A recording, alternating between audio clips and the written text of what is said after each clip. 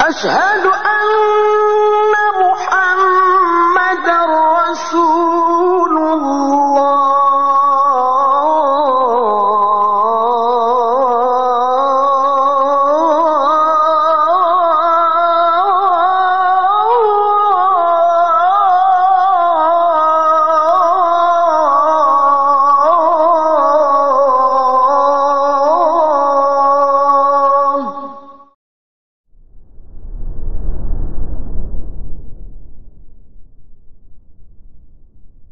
Assalamualaikum warahmatullahi wabarakatuh. Innal hamdalillah nahmaduhu wa nasta'inuhu wa nastaghfiruh wa na'udzu billahi min shururi anfusina wa sayyiati a'malina. May yahdihillahu fala mudilla lahu wa may yudlil fala hadiya lahu. Asyhadu an la ilaha illallah wahdahu la syarika lahu wa asyhadu anna Muhammadan abduhu wa rasuluhu la nabiyya ba'dah. Amma ba'd. Kita akan lanjutkan kajian kitab Umdatul Fiqh karya Ibn Qudamah Al-Maqdisi rahimahullah. Dimulai masih di halaman 16 dari kitab terjemahan. Kita akan membahas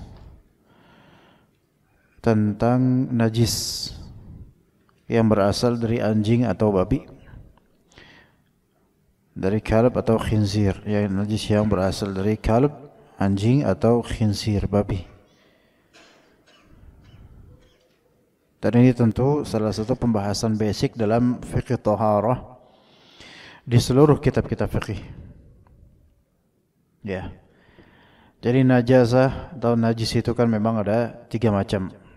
Umumnya ulama membagi 3 macam, yaitu najasah mukhaffafah, najasah mutawassithah, dan najasah mughalladhah. Najasah mukhaffafah itu adalah najis yang treatmentnya diperingan, penanggulangannya itu diperingan dan bisa dimaafkan, terutama untuk bagian sedikitnya seperti madhi. Ya, di antaranya seperti apa? Al-yasir minal madhi, yaitu yang sedikit dari madhi atau wadi. Ya, madhi yaitu cairan yang cukup lengket yang keluar ketika di awal gejolak syahwat. Maka madhi ini wallahu alam tergolong najasah mukhaffafah, yaitu najasah yang ringan. Karena ringannya dia dimaafkan. Ya.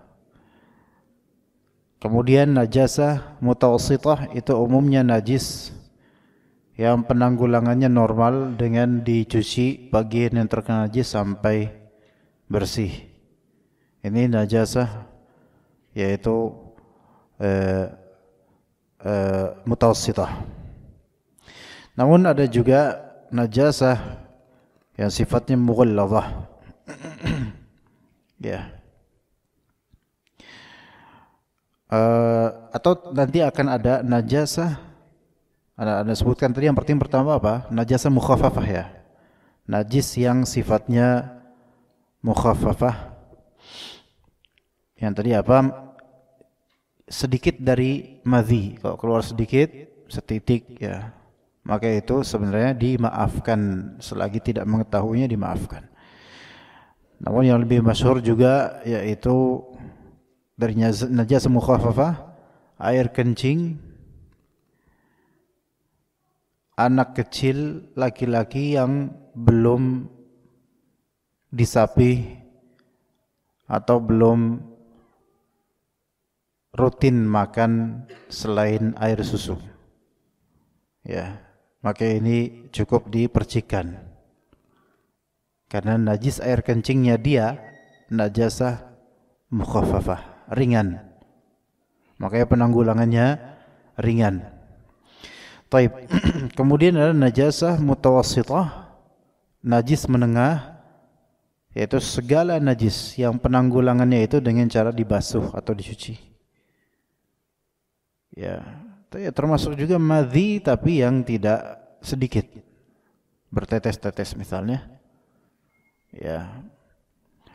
Dan umumnya najis, tinja, air kencing, darah yang mengalir atau yang banyak, itu semua termasuk najis. Bangkai termasuk najasa mutawassithah, menengah. Disebut menengah di sini karena penanggulangannya itu dengan dicuci sampai bersih. Kemudian yang ketiga, najasah mughalladhah. Najasah mughalladhah yaitu najis yang penanggulangan atau treatment penanggulangannya itu dikhususkan dengan 7 kali minimal pencucian.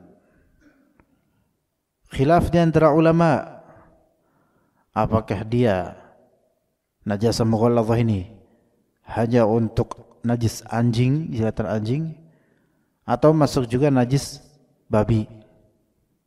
Ya, itu nanti yang kita bahas. Itu yang kita bahas. Dan kalau cuman tentang najis anjing aja, masih ada khilaf berikutnya. Apakah cuman jilatannya atau masuk juga ke seluruh tubuhnya? Itu.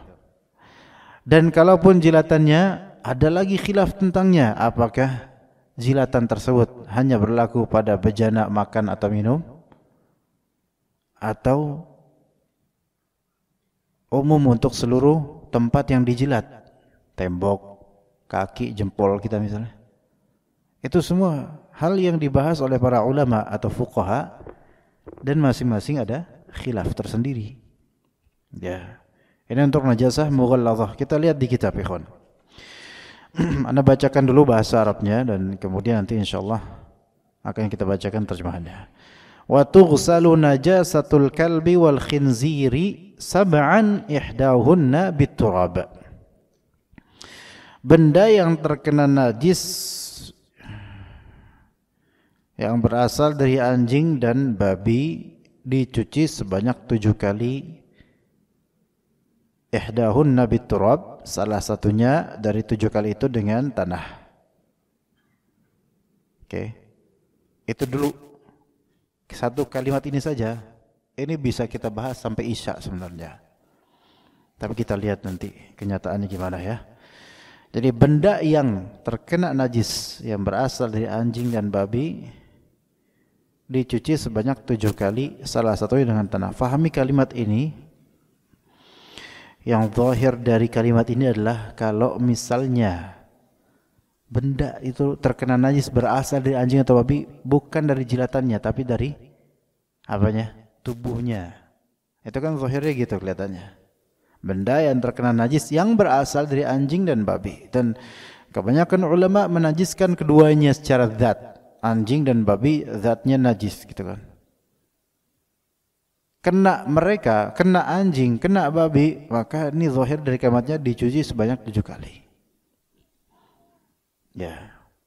Mungkin ketika dulu kecil orang tua kita mewanti-wanti kita jangan dekat-dekat sama anjing tetangga, karena kalau misalnya kamu kena bulunya nanti kamu harus dicuci 7 kali. Itu zahir dari pemahaman kalimat ini. Oke. Jadi lafalnya wa tughsalu najasatul kalbi wal khinziri sab'an. Ini zahirnya najis dari anjing dan babi, ya, terkena dengan anjing atau babi. Ya. Menyamakan status kenajisan anjing dan babi dan menyamakan how to treat atau bagaimana memberikan treatment terhadap najis dari anjing atau babi, sama dalam pandangan Ibnu Qudamah dan juga salah satu pandangan mazhab Hanbali dan juga pandangan mazhab Syafi'i yang juga populer di Indonesia. Dari mana pemahaman ini? Para ulama memahami ini dari hadis Nabi SAW.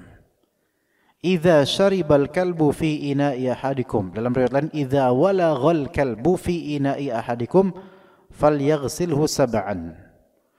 Jika ada anjing yang minum dari wadah seorang dari kalian, maka hendaklah dia mencuci wadah tersebut 7 kali.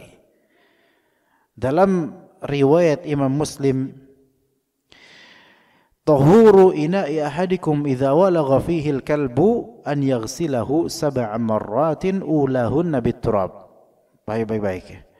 Pensucian terhadap wadah seorang dari kalian jika ada anjing yang menjilatinya, minum darinya, menimba lidahnya di bejana tersebut, maka hendaklah mencucinya sebanyak 7 kali. Ulahunna biturab, yang paling pertama pakai apa?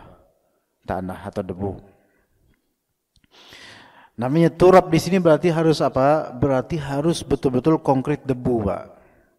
Makanya tayamum dengan turab, dengan tanah, itu dengan debu, bukan cuman plek gini, nggak ada debu, nggak jadi setayamum. Ya.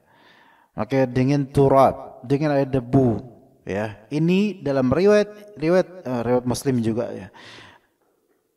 Yang ke-7 7 kali, yang pertama dengan tanah. Ini satu riwayat. Oke. Nanti ada riwayat lain. Pahami baik-baik dari hadis ini. Maka ini menunjukkan treatment terhadap najis yang diproduksi oleh anjing, yaitu treatmentnya mughalladhah. Mughalladhah itu ghalidh, yaitu kuat. Berarti najis ini najis yang kuat. Sampai 7 kali pembasuhan, dan yang pertama dengan tanah. Ini salah satu riwayat hadis maksudnya. Ya. Ini yang disebut najasah apa? Mughalladhah. Najasah mughalladhah. Nah, hadisnya kan tadi idza syariba al-kalbu, tentang siapa? Tentang apa? Anjing. Jadi animalnya itu specified gitu loh. Terkhususkan, sebenarnya tersebutkan ta'yin nama animalnya, nama binatangnya itu al-kalb. Dan segala yang sejenis, satu spesies dengan kalb, anjing. Begitu. Ya. Apa kira-kira yang kita enggak nyebutnya anjing, tapi dia satu ini yang dengan anjing, satu apa ya? Serigala masuk kah? Serigala. Ya, gitu ya. Kalau disamakan satu spesies ya. Atau saudaranya mungkin ya. Taib. Dan segala ras anjing, ya, segala macam anjing gitu loh. Ya, bulldog, helder dan seterusnya. Ya. Oke. Namun kita lihat di sini, benda yang terkena najis yang berasal dari anjing dan babi. Bagaimana ada babi di sini? Dalam hadis tidak pernah ada sebutan dikorinkan dengan babi dalam hadis-hadis seperti ini, enggak ada. Kenapa kok para ulama menerbitkan, memunculkan babi di sini? Disamakan. Ini yang disebut apa? Qiyas. Ini disebut oleh para ulama apa? Ilhaq bil qiyas, yaitu dikiaskan dengan anjing.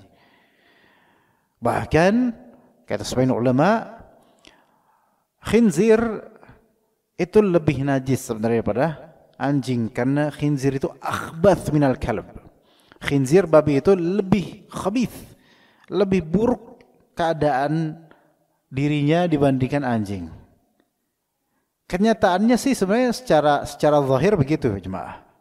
Kenyataan zahirnya begitu. Misal terpaksa nih antum milih megang anjing atau megang babi misalnya, nggak bisa megang lain, ayo. Mendingan anjing kan? Babi, najis udah orang semua sepakat najis, jelek gitu lah. Apalagi habis dari lumpur gitu lah. Tempat kotornya sendiri.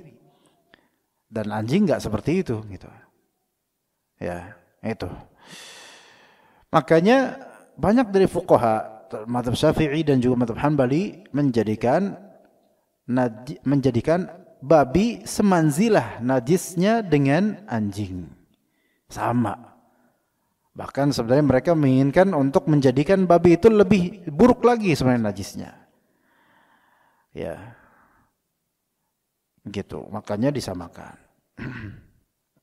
Oke, kita sepakat deh misal babi itu binatang najis karena memang kenyataannya dia itu sungguh buruk, ya, kesehariannya di kubangan, ya, lebih enggak baik dibandingkan anjing.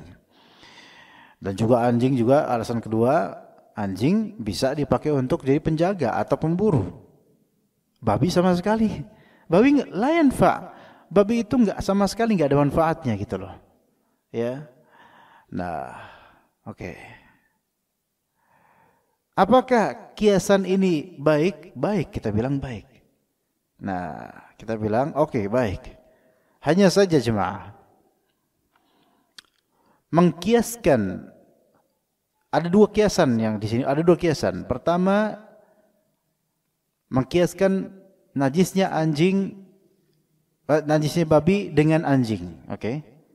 Itu oke, fine, enggak masalah.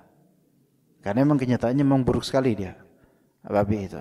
Tapi yang masalah di kedua ini, mengkiaskan dari segi treatment terhadap najis dari babi dengan najis dari anjing. Paham enggak coba? Treatmentnya, yang dikiaskan treatmentnya. Bagaimana cara membersihkannya gitu loh. Ya. Antum sepakat enggak kalau misalnya babi itu najis? Oke. Secara logika pun orang tuh tahu. Tapi sebentar, yang kedua ini, antum sepakat enggak kalau treatment terhadap pembersihan najis babi itu sama seperti najis anjing? Paham enggak maksudnya? Misal, anjing minum di gelas antum, oke? Atau di wadah nampan antum atau minum gitu atau makan. Ada hadisnya kan? Berapa kali cuci? 7 kali. Oke, taib. Taib ini jelas hadisnya, jelas. Karena disebut dalam hadis apa? Anjing yang disebut. Sekarang ada babi makan atau minum di wadah yang antum punya. Oke? Antum yakin enggak itu najis? Oke, sepakat kita. Itu benar. Karena keadaan babi itu lebih buruk daripada anjing. Kalau anjing aja najis, ya apalagi babi gitu. Oke. Tapi treatment untuk menghilangkan najis yang dari babi ini di wadah kita, itu yang kita permasalahkan.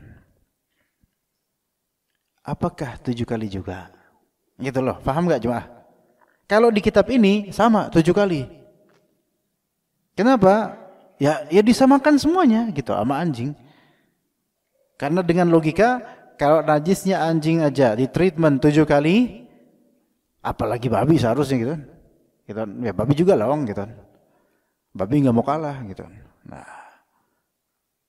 Nah, sekarang kita lihat ikhwah sekalian, ini khilaf di antara ulama. Namun sekali lagi yang kita cari mana yang wallahu alam, yang Allah bukakan pintu ilmu kepada kita semua, mana yang lebih dekat kepada kesahihan dan kebenaran. Wallahu alam bahwasanya najis dari babi ini tidak bisa menjadi dikiaskan dengan treatmentnya dengan najis dari anjing. Kenapa? Pertama, babi tidak disebutkan dalam hadis-hadis seperti ini. Oke, itu satu. Oke, enggak ada dalil yang menunjukkan spesifik babi treatmentnya 7 kali. Ya, oke, itu satu. Kedua,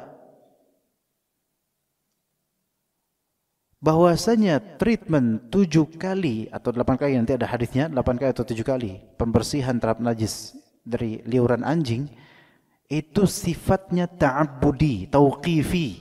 Apa ta'abbudi? Murni ibadah. Atau dalam istilah lain, ghairu ma'qulil ma'na. Tidak bisa ditangkap oleh akal apa maksud syariat dalam hal ini, gitu loh. Bahasa lainnya mungkin agak lebih sedikit kasar, illogical. Tidak logis. Tidak logis bukan negatif ya. Maksudnya Anda tidak bisa menangkap sisi logika dari 7 ini. Gitu ya. Coba sekarang Anda tanya antum, kenapa harus 7 kali? Pasti jawaban antum, ya karena Nabi nyuruh. Selesai. Kenapa antum sholat maghrib 3 kali? Ya karena Nabi contohkan. Selesai. Ini yang disebut apa? Tauqifi, ta'abbudi, ghair ma'qulil ma'na. Tiga istilah itu harus paham itu. Tauqifi, mandek dengan dalil, nggak usah dicari-cari kenapa.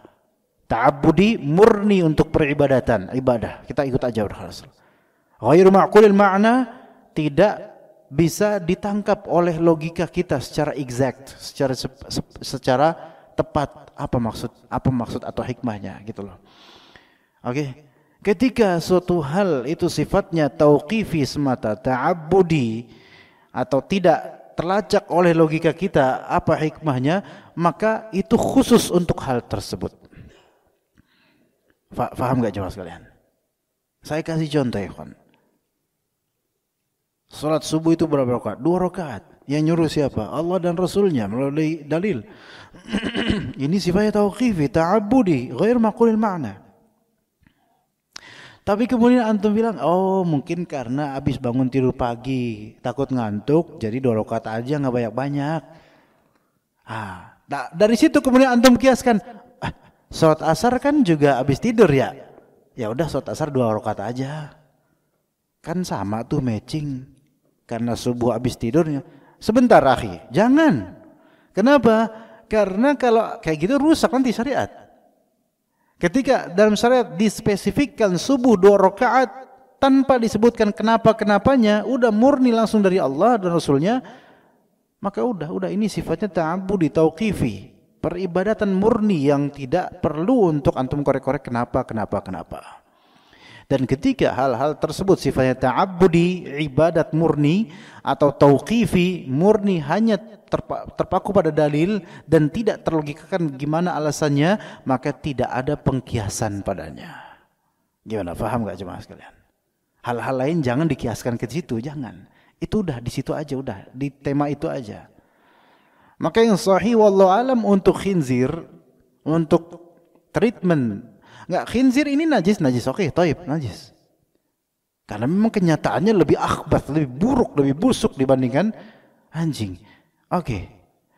Tetapi di sini ketika treatment yang Rasulullah SAW perintahkan itu tidak disebutkan padanya babi, ya khalas. Cukup pada anjing aja, tauqifi berarti. Ya. Oke, itu 2. Yang ketiga tiba-tiba hilang dari pikiran Anda. Alasannya apa? Kenapa kita nggak bisa menjadikan babi itu treatmentnya sama seperti anjing? Ya, apa? Kira-kira yang ketiga alasannya apa jemaah? Hilang. Padahal tadi 1 menit yang lalu hadir loh. Mungkin di antara antum ada yang mencuri dari pikiran Anda. Coba dikeluarkan. Alasan ketiga apa, ikhwan? Alasan pertama kan apa? Tidak disebutkan dalam hadis tentang babi ya. Untuk treatment ini. Alasan kedua, treatment seperti ini sifatnya apa? Murni ibadat. Enggak bisa dilogikakan. Alasan ketiga ini ada di pikiran Anda, cuman barusan terbang. Anda berusaha tangkap tapi Anda enggak tahu dia nemplok di mana ya, kawan. Alasan ketiga apa? Kenapa kita enggak bisa seperti itu? Ayo, fadhal. Ada yang mau mengangkat suaranya mungkin untuk yang alasan ketiga? Enggak, bukan itu Pak jawabannya, enggak. Bukan. Enggak, ini kita tidak bisa mengkiaskan 7 kali untuk babi. Bukan karena babi lebih kotor, bukan. Babi tetap najis, cuman kenapa enggak bisa 7 kali seperti, kenapa enggak dikhususkan treatmentnya 7 kali seperti terhadap anjing atau jantan anjing? Ayo fadhal. Ada yang bisa mengungkap alasan ketiga yang Ana lupa? Atau kita tunggu aja sampai hadir ya. Habis waktu ya. Al-muhim yang sahih adalah tidak. Yang sahih adalah tidak. Lah terus gimana dong? Ya. Kan anjing lebih najis. Ya akhi, gini. Urusan menentukan berapanya itu kan dari dalil gitu loh. Ya, kalau dalilnya khusus untuk anjing ya khalas. Babi walaupun memang lebih najis, tapi ya sudah, membersihkannya seperti membersihkan apa? Najis lainnya. Makanya sebagian ulama mengkategorikan najisnya babi sama dengan najis mutawassithah, bukan mughalladhah. Oke. Ya gitu ya.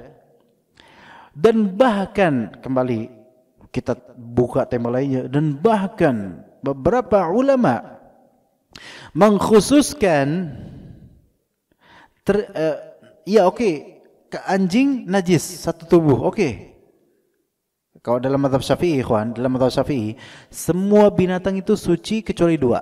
Dalam mazhab Syafi'i, semua binatang itu suci kecuali dua, yaitu anjing dan babi, khalas. Itu dalam mazhab Syafi'i.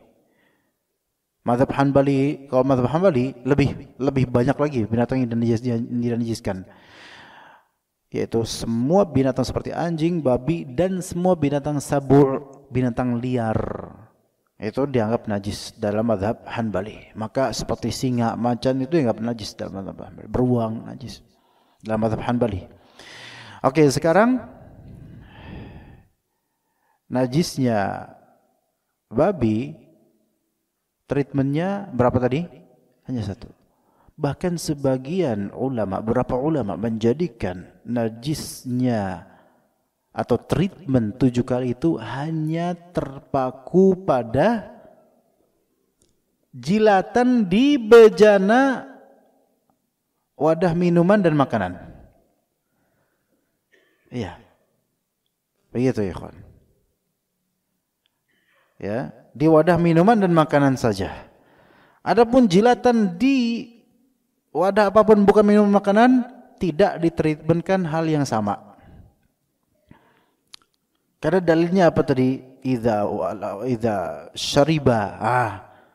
Jika anjing minum fi ina'i ahadikum, di bejana kalian, wadah kalian, berarti itu yang tersimpan di padanya air seperti gelas, mungkin ceret atau lainnya gitu, kendi dan semisalnya, misal. Dan juga dalam hadis juga disebutkan apa? Tahuru ina'i ahadikum idza walagha fihi al-kalb. Sucinya ina'i ahadikum, bejana kalian, jika walagha, jika anjing itu walagha. Apa arti walagha, jemaah sekalian? Kalau syariba jelas minum. Walagha itu artinya adalah menjulurkan lidah dengan menimba. Itu walagha. Manusia nggak bisa kayak gitu. Coba aja antum. Coba, yuk. Nggak bisa. Nggak bisa. Karena pendek lidah kita. Lidah anjing, lidah kucing, dan serumpun dengan mereka ini, itu kalau minum antum tahu kan? Walagha. Iya. Ya. Beda dengan unta. Kalau unta minum itu ngisep. Ya. Nah, ini namanya walagha. Menunjukkan bahwasanya anjing menjilat kaki antum beda dengan anjing minum. Benar gak? Ketika menjilat kaki antum, apakah dia lidahnya menimba? Enggak menimba, menempel langsung ke kulit gitu kan? Bisa diperagakan? Enggak bisa lah, jangan. Ya. Maka ketika hadis ini mengatakan idza syariba minum, dan dalam idza walagha, yaitu jika menimba, berarti ini dalam konteks apa? Minum atau mungkin mengkaitkan makanan gitu untuk dimakan. Paham ya coba ya?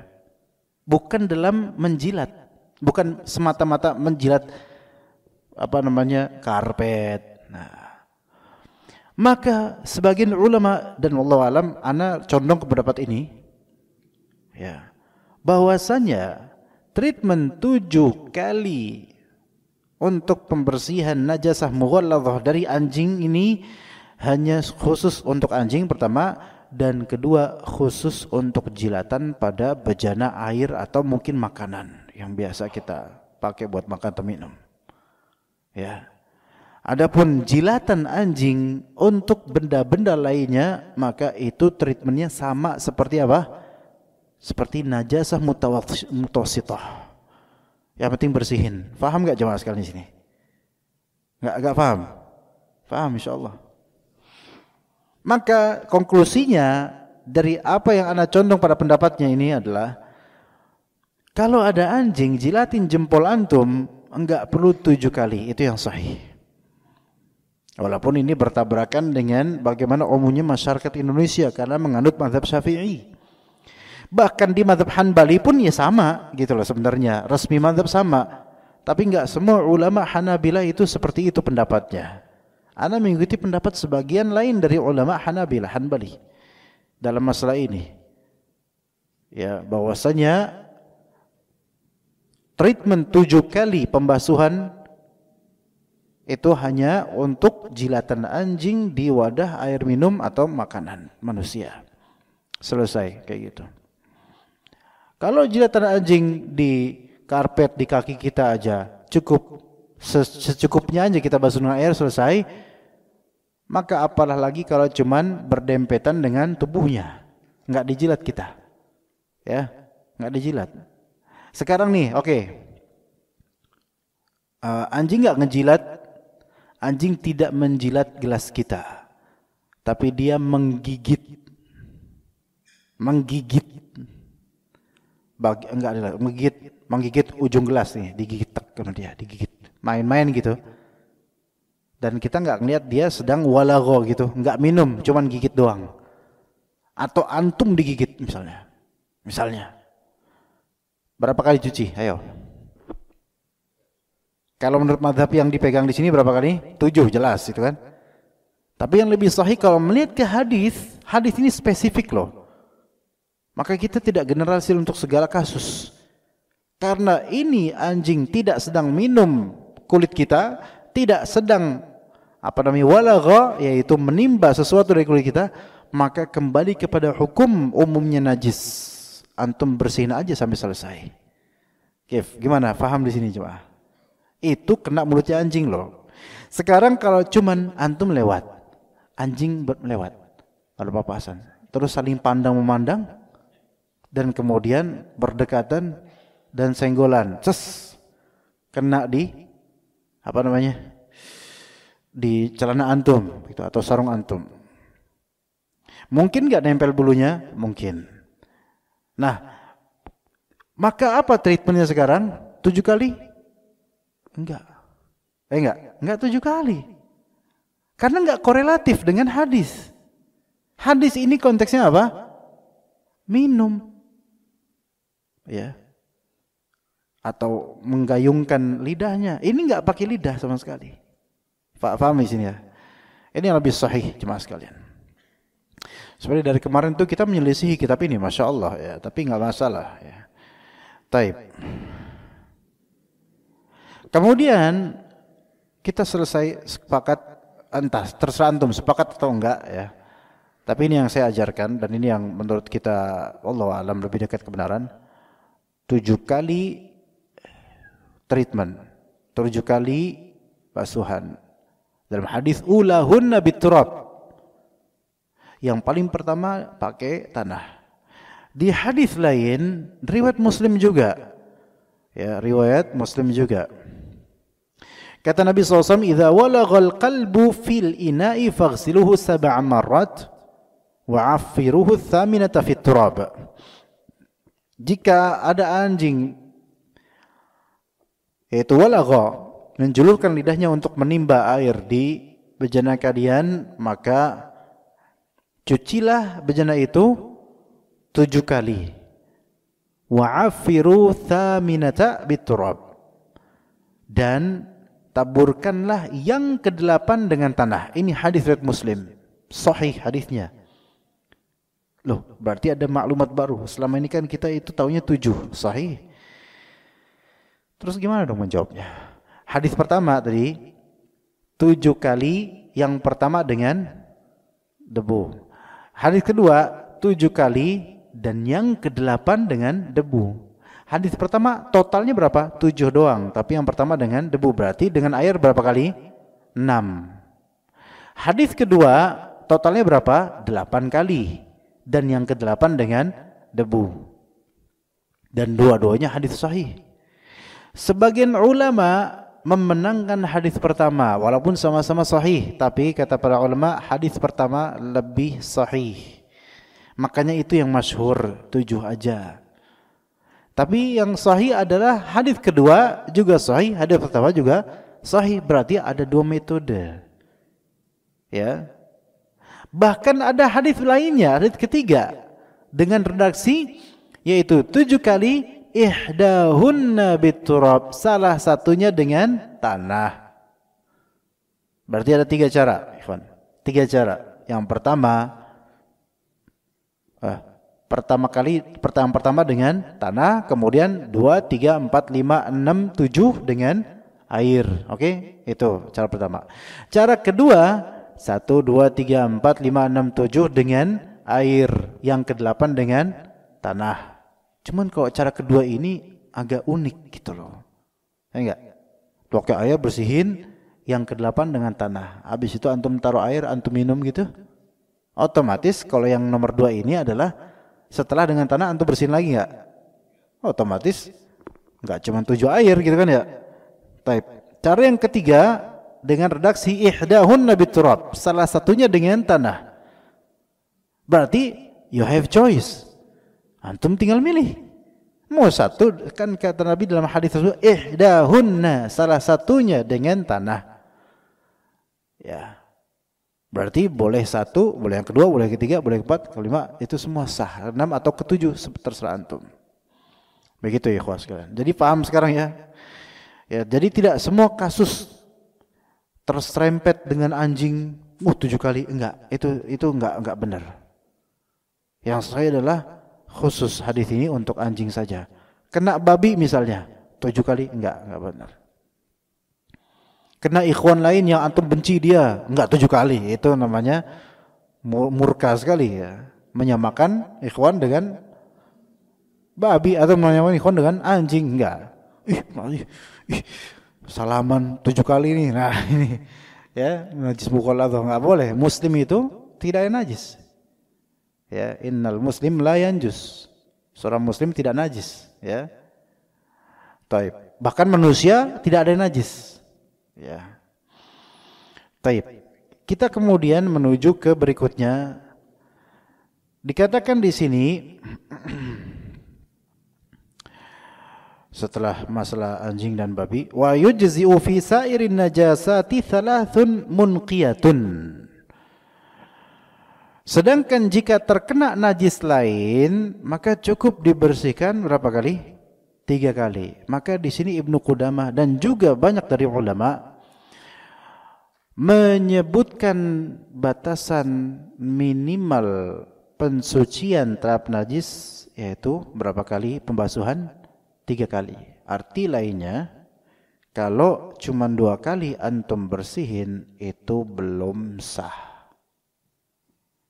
Sekarang anda tanya ke antum dari hati nurani antum, kira-kira ini relevan enggak dengan kenyataan kita? Fadl. Ayo sob. Ya Pak Rosadi, gimana Pak Rosadi? Kenyataan enggak? Membersihkan najis harus minimal 3 kali pembersihan. Kalau belum sampai 3 kali berarti belum sah. Sesuai enggak? Dengan kenyataan yang antum hadapi selama ini? Enggak. Makanya pakai sabun. Berapa kali cuci?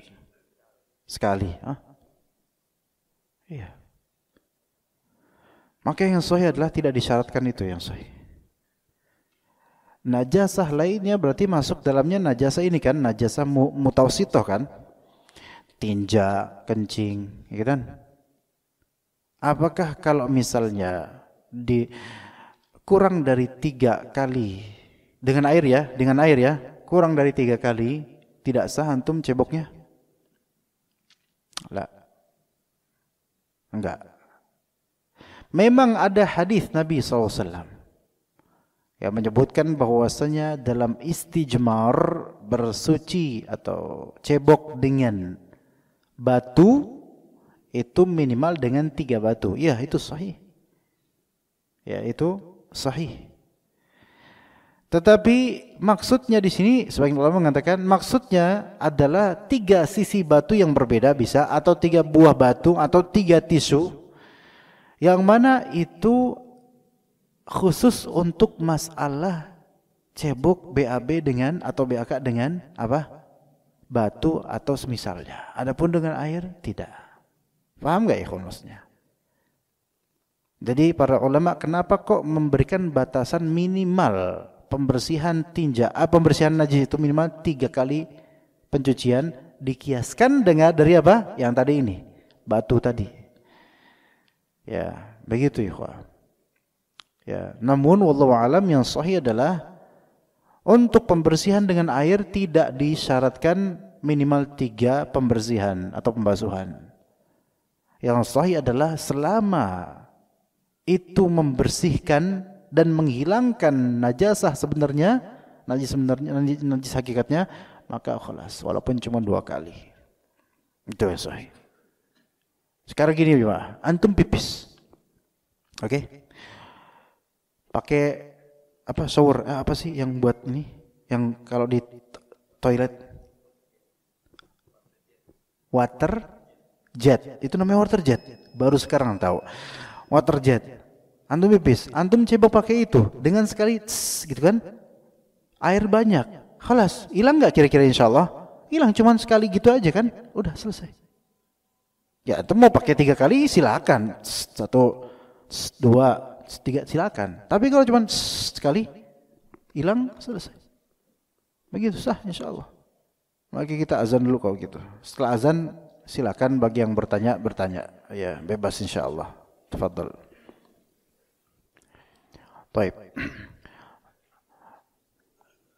Kalau kita tambahkan di sini, apabila najisnya mengenai permukaan tanah, maka cukup dengan 1 kali siraman air. Maka di sini beliau rahimahullah mengkhususkan najis yang terkena tanah, maka treatmentnya hanya 1 kali basuhan, 1 kali siraman.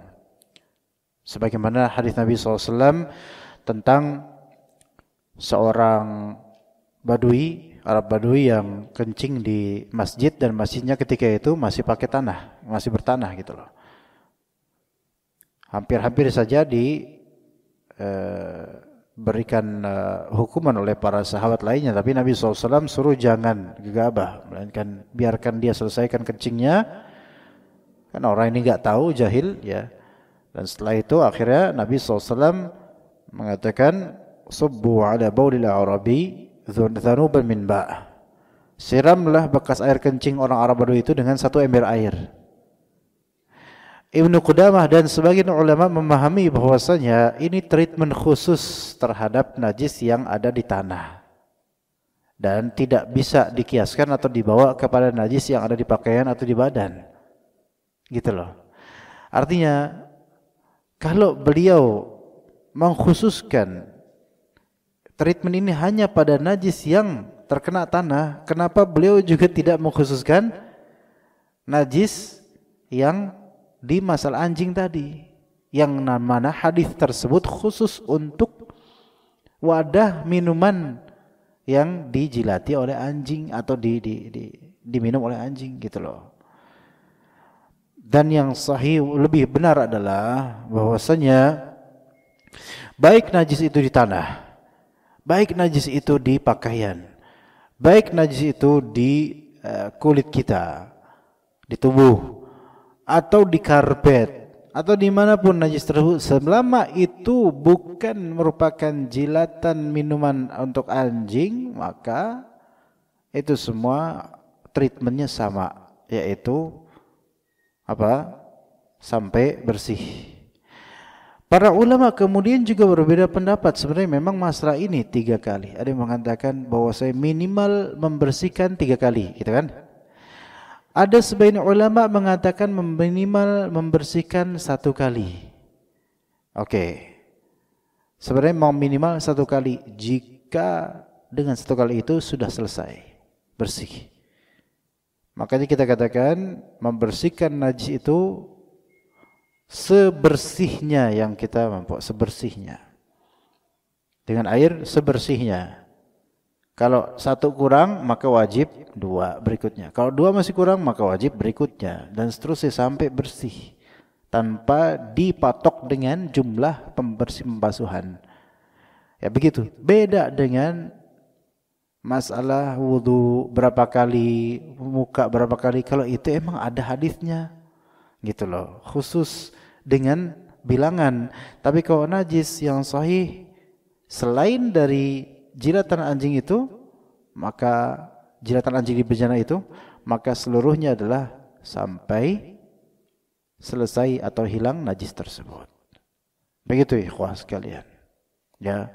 Bukti di antara bukti yang secara logika antum misalnya, bukti yang memperkuat ini di antaranya adalah sebagaimana pernah sebutkan, kalau ada tai kucing misalnya di teras rumah antum nggak bersihin, tiba-tiba hujan, deras, kemudian dengan hujan tersebut kotoran kucing itu terbawa ke selokan, hilang dari teras antum. Berapa kali itu? Dibilang sekali ya enggak ada sekali. Karena apa? Itu hujan yang membuatnya hilang. Sekali aja enggak, apa 3 kali? Berarti ini hilangnya bukan karena faktor tangan manusia, melainkan alami, natural. Maka ibrahnya dari hilangnya najis adalah hilangnya najis itu. Bukan ibrahnya adalah berapa kali minimal antum menghilangkannya, enggak. Karena boleh jadi kurang dari 3 basuhan itu sudah hilang najisnya. Begitu jemaah sekalian. Ketika antum misal cebok dari BAB misalnya, kadang-kadang 3 kali aja enggak cukup. Bisa 10 kali, bisa ya enggak tahu sampai bersih kalau pakai air. Sampai bersih, kawan. Jangan masih lepek-lepek, antum tetap udah segini aja udah bazir. Enggak, bukan sampai hilang najis itu. Kecuali kalau itu pakai bukan air. Seperti batu atau tisu. Jangan pakai gagang pintu. Itu repot nanti orang ya. Pakai batu atau tisu atau kertas. Selama itu tidak mubazir gitu loh. Ya, maka itu ya minimal 3 kalau itu benar sahih, ada hadisnya. Tapi itu untuk cebok versi pakai selain air. Batu, tisu, kertas. Enggak boleh pakai makanan. Roti, jangan. Ntar orang salah lagi jadinya. Pakai tisu, set tisu toilet itu. Ya, itu minimal apa? 3 olesan. Nah, lebih dari 3 olesan enggak harus. Tapi ternyata dari 3 olesan itu masih ada sedikit-sedikit gitu loh. Itu dimaafkan. Ana sih enggak gitu, Pak. Ana enggak, kalau masih bau ya susah jawabnya ini. Ini pertanyaan sulit ini. Kalau masih bau itu kan bau WC-nya, Pak. Gak enak sekali pembahasannya. Iya, kalau masih bau kan bau WC-nya, Pak. Kalau memang dari area situnya masih bau, ya memang bau. Dari dulu memang bau, Pak. Mau gimana? Ya udah, biarin. Masih ada nggak najisnya? Masih, walaupun sedikit. Baik najasah hukmiyah atau najasah secara konkret, tapi masih sedikit. Selama minimal 3 kali untuk kertas atau batu atau tisu ini, maka udah cukup kewajiban antum. Tapi ya tentu lebih afdol antum tambahin sampai antum merasa tenang, Pak. Setenang-tenangannya dengan tisu masih bau. Iya. Dan susah dicium memang karena punya sendiri susah. Nah ya khalas. Tapi itu dimaafkan, itu termasuk najis yang dimaafkan eksistensinya. Udah pernah kita bahas, Pak, untuk yang istijmar tadi tentang tendangan batu atau tisu atau kertas. Adapun dengan air nggak boleh. Antum harus sebersihnya. Kalau cuman 2 kali doang, 2 kali gayungan, 2 kali, 2 bersih, khalas. Itu dengan air, Pak. Itu yang sahih. Kan kadang-kadang kan misal seseorang BAB cuman celup sekali doang gitu loh, udah selesai, nggak ada lagi yang keluar, langsung cebok. Ceboknya ternyata cuman sekali gesek, gosok gitu, cebok, selesai, bersih karena ya tadi nggak seberapa. Sah nggak dia ceboknya? Sah, dan udah nggak ada najis, insya Allah udah bersih. Begitu. Gini, sampai sini paham Pak Ustadz ya. Ya urusan masih bawa atau enggak itu bukan urusan Anda. Pokoknya diinin aja lah, diatur aja Pak. Gimana? Hilangnya bau, hilangnya rasa, apa tuh? Itu berkaitan dengan air. Beda. Itu berkaitan dengan air, perubahan air. Itu masuk ke dalam kajian pertama kita dulu. Itu masuk dalam bab hukum-hukum air. perubahan rasa dalam hadis Nabi SAW, ya, illa ma taghayyara atau mila ghayyara launahu aw ta'mahu, bau, rasa dan warna, ya, rihahu, bau, rasa dan warna. Kalau itu tentang perubahan air, bukan tentang masalah membersihkan najis, gitu loh. Bercak apa tuh? Bercak kotoran di baju. Kotorannya apa nih? Ya. Kotoran kucing. Bisa di baju gitu. Dia di baju gitu. Kena. Ya, kalau misalnya sisanya tersebut permanen, mungkin terlalu kereng gitu ya, maka bajunya putih misalnya gitu kan, maka dimaafkan selama memang baunya sudah hilang. Yang penting udah ada usaha nyuci terus kan. Nah gitu. Jadi bukan kotoran kucing aja, kotoran apapun gitu loh, ya. Ya selama udah, karena mungkin seratnya itu sangat teresap dengan kotoran itu. Antum mau nanya apa kok datang? Yang tadi datang sini siapa tadi? Mau nanya apa, mau gantiin anak atau gimana? Ya. Masya Allah, pertanyaan banyak banget ini. Ada yang mau bertanya lagi langsung jemaah? Langsung untuk ikhwan, bapak-bapak. Mau bertanya langsung silakan. Enggak ada. Ya. Haji, ya. Anjing, astagfirullahaladzim. Anjing, masalah anjing, ya.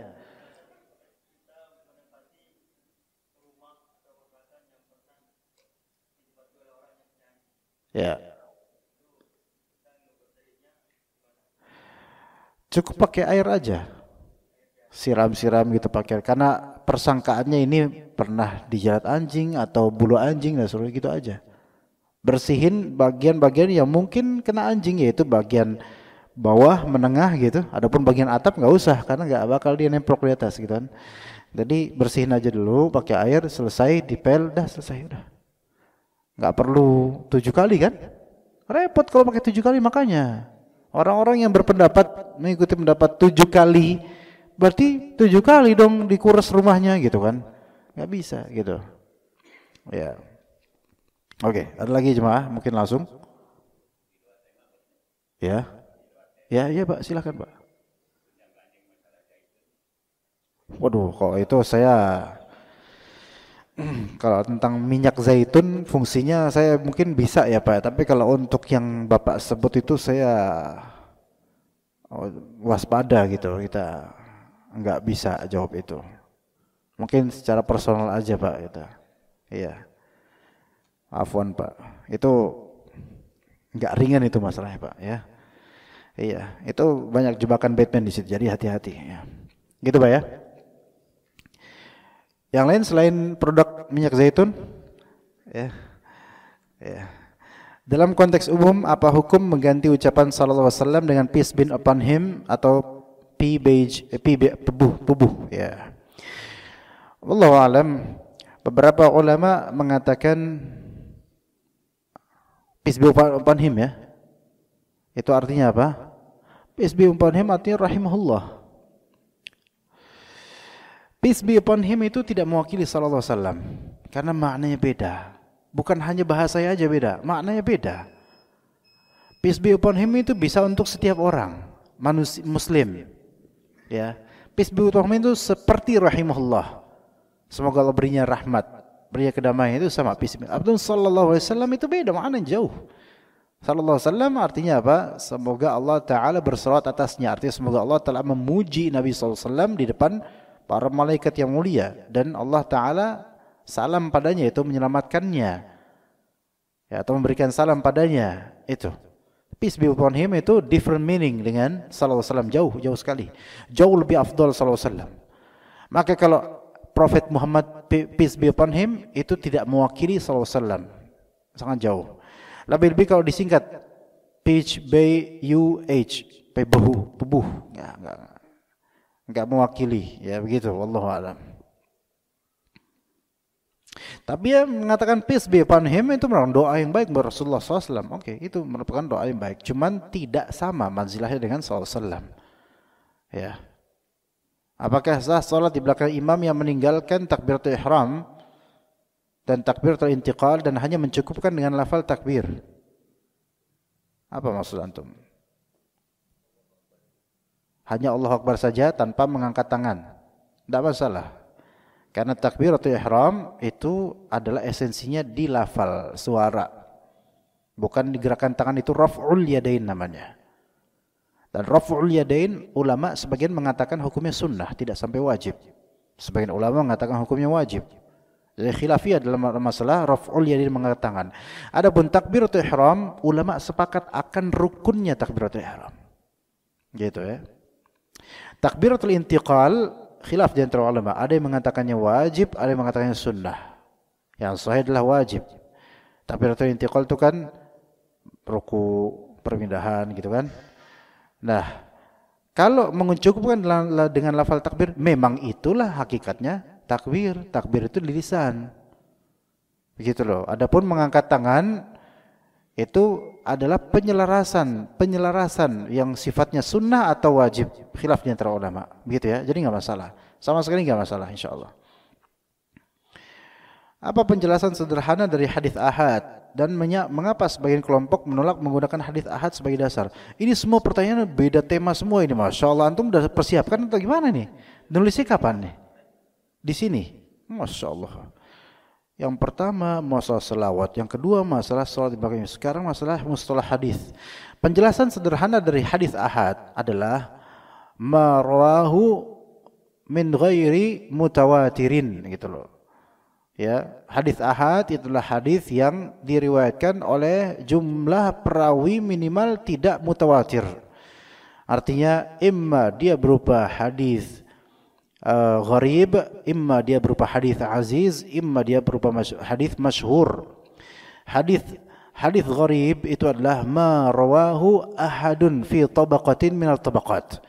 Yaitu ada di antara tabaqat sanad dalam hadis gharib ini hanya satu perawi. Misalnya dari sahabat satu orang perawi saja, Abdullah bin Umar. Maka ini hadis ahad gharib namanya.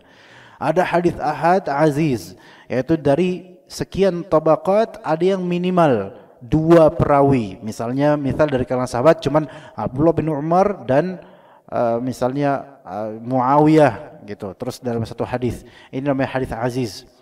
Ada juga hadis masyhur, dan hadis masyhur itu artinya adalah yaitu yang diriwayatkan oleh 3 perawi minimal atau lebih namun tidak mencapai derajat mutawatir. Ini hadis masyhur namanya. Nah, hadis ahad ini mengapa sebagian kelompok menolak menggunakan hadis ahad sebagai dasar? Hadis ahad ini ditampik oleh kalangan Mu'tazilah, tak apalagi Jahmiyah. Mu'tazilah dan juga turunan dari Jahmiyah lainnya yaitu Asy'ariyah menampik hadis ahad sebagai dasar untuk masalah-masalah akidah. Adapun untuk masalah fikih mereka ikutan, tapi masalah akidah itu mereka enggak mau pakai hadis ahad karena mereka Mu'tazilah terutama mengatakan hadis ahad itu yufidul dzan dan hadis mutawatir itu yufidul ilm. Maka untuk hadis ahad itu memberikan faedah hanya persangkaan saja karena ada perawi yang kurang. Adapun hadis mutawatir itu yufidul ilm, ini baru ilmu yang yakin. Makanya untuk akidah kita enggak pakai dengan hadis ahad karena itu hanya persangkaan. Kita enggak menyangka-nyangka tentang akidah. Itu kata Mu'tazilah dan juga kata orang-orang akhir dari kalangan Asy'ariyah. Namun bagi ahlu sunnah, semua hadis selama itu sahih atau hasan atau hadis dhaif yang bisa naik derajatnya ke hadis hasan atau hadis lin, namanya hadis lin, dia di atas lemah sedikit tapi tidak sampai derajat hasan. Maka hadis-hadis tersebut semua yufidul ilm. Mau dia ahad, mau dia gharib, aziz, masyhur atau dia mutawatir, selama itu perkataan Rasulullah SAW, maka kita pakai untuk akidah, untuk fikih, untuk tazkiyatun nufus, untuk akhlak dan seterusnya. Semua adalah perkataan Nabi SAW. Memberikan faedah ilmu. Nah, sekarang kenapa kalangan Mu'tazilah mereka menolak? Ya karena mereka meramu kesimpulan mereka sendiri, yang mana kesimpulan itu merupakan kesimpulan yang tidak sesuai dengan salafus saleh. Intinya begitu. Apa hukum berbaiat pada kelompok atau pemimpin kelompok organisasi kampus? Ini bukan baiat, ya baiat-baiatan lah ini cuman. Tapi tergantung ya, anak sendiri Allah alam, anak-anak kampus itu baiknya lebih afdol ya. Dia ikut organisasi yang sifatnya ilmiah saja, bukan yang sifatnya ada movement pergerakan, nggak usah capek dengan pergerakan itu. Itu ada kepentingan masing-masing dari orang-orang atas mereka. Yang afdol adalah apa? Di ilmu saja, belajar aja udah, nggak usah ikut-ikutan yang seperti apa baiat pada kelompok perjanjian. Ini hizbiyah yang sudah ditanamkan pada mereka. Ya, jadi hindari yang seperti ini. Ya, ya. Kemudian apakah sah salat berjamaah yang dalam satu rakaat berlangsung di bawah 1 menit? Sah, selama bacaannya itu normal, bisa sah insyaallah. Karena bisa, mungkin 1 menit 1 rakaat di Al-Fatihah doang, kemudian baca apa? Inna a'tayna, atau enggak baca surat enggak apa-apa, kemudian ruku', dia subhanarabbiyal azim, selesai, kemudian itu bisa 1 menit insyaallah. Cuman tentu keafdolihannya kurang. Apa batas qiyas dan kapan boleh menggunakan qiyas? Ini panjang ini. Bisa berapa sesi tentang qiyas dalam masalah usul fikih. Ya, qiyas itu adalah ilhaqu far'in bi aslin, ya. Yaitu mempertemukan antara kasus cabang dengan kasus hukum asal dengan satu hukum karena ada rabit atau hal yang menyamakannya, itu qiyas. Dan kapan boleh menggunakan qiyas? Yaitu pertama ketika dengan kaidah yang berlaku dalam usul fikih, itu pertama. Dan kedua, bukan dalam perkara ta'abbudiyah, yaitu perkara ibadah mahdhah. Itu kedua. Dan yang ketiga, jadi qiyas tidak dalam perkara ibadah. Ya, yang pertama harus dengan kaidah, kedua tidak dalam perkara ibadah, dan ketiga tidak dalam perkara akidah. Ya begitu, wallahu alam. Ya wallahu alam. Cukup sampai situ insyaallah. Sallallahu ala nabiyina Muhammad wa ala alihi washabbihi ajma'in. Subhanakallahumma bihamdika asyhadu an la ilaha illa anta astaghfiruka wa atubu ilaik. Assalamualaikum warahmatullahi wabarakatuh.